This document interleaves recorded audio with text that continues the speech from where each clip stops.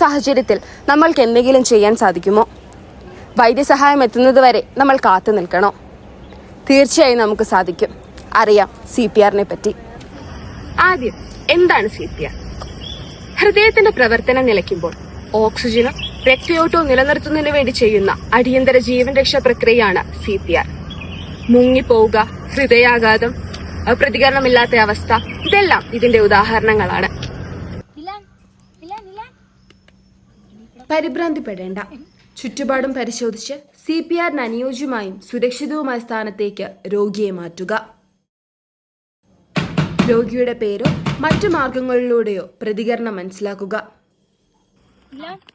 പ്രതികരണമില്ലാത്ത അവസ്ഥയിൽ എത്രയും വേഗം വൈദ്യസഹായത്തിനായി ആശുപത്രിയിൽ എത്തിക്കുവാനുള്ള മാർഗങ്ങൾ സ്വീകരിക്കേണ്ട സമയമാണിത്. തലച്ചോറിലേക്കുള്ള രക്തയോട്ടവും ശ്വാസമെടുപ്പും പരിശോധിക്കേണ്ടതാണ് അടുത്ത കാര്യം. 5 സെക്കൻഡിൽ കൂടുതൽ ഇത് ചെയ്യരുതെന്നതും പ്രധാനമാണ്. കഴുത്തിൽ ശ്വസനനാളത്തിന്റെയും പേശിയുടെയും ഇടയിൽ ഇത് കണ്ടെത്താം. അതിനോടൊപ്പം നെഞ്ചുയരുന്നതും താഴുന്നതും നോക്കുക.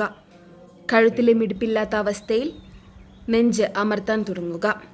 ഇരു സ്ഥലങ്ങളുടെയും മധ്യഭാഗത്തായി വാരിയലുകൾ കൂടിച്ചേരുന്ന സ്ഥലത്ത് അല്പം ഇടതുവശത്തേക്കായി വേണം അമർത്താൻ. 30 തവണ 3 തൊട്ട് 5 ഇഞ്ച് ആഴത്തിൽ അമർത്തുക. ഏകദേശം 2 മിനിറ്റ് ആകുമ്പോൾ വീണ്ടും രക്തയോട്ടം പരിശോധിക്കുക.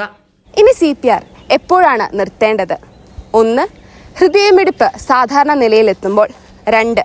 ആംബുലൻസ് സേവനങ്ങൾ അല്ലെങ്കിൽ മെഡിക്കൽ സപ്പോർട്ട് എത്തുമ്പോൾ. 3. രക്ഷാപ്രവർത്തകൻ അതീവ ക്ഷീണിതനാകുമ്പോൾ. ഇനി CPR എങ്ങനെയാണ് കുഞ്ഞുങ്ങളിലും കുട്ടികളിലും ചെയ്യേണ്ടതെന്ന് നമുക്ക് നോക്കാം. പ്രായമനുസരിച്ച് ഇതിനെ 3ആയി തിരിക്കാം. ഇതിലൊന്ന് 1 വയസ്സിൽ താഴെയുള്ള കുഞ്ഞുങ്ങളിൽ കൊടുക്കുമ്പോൾ. ആദ്യം പ്രതികരണം പരിശോധിക്കുക. കുഞ്ഞിന്റെ പാദത്തിനടിയിൽ തട്ടി വിളിക്കുക. അതേസമയം കൈമുട്ടിന് മുകൾ ഭാഗത്തുള്ള പൾസ് അനുഭവപ്പെടുന്നുണ്ടോ എന്ന് പരിശോധിക്കുക.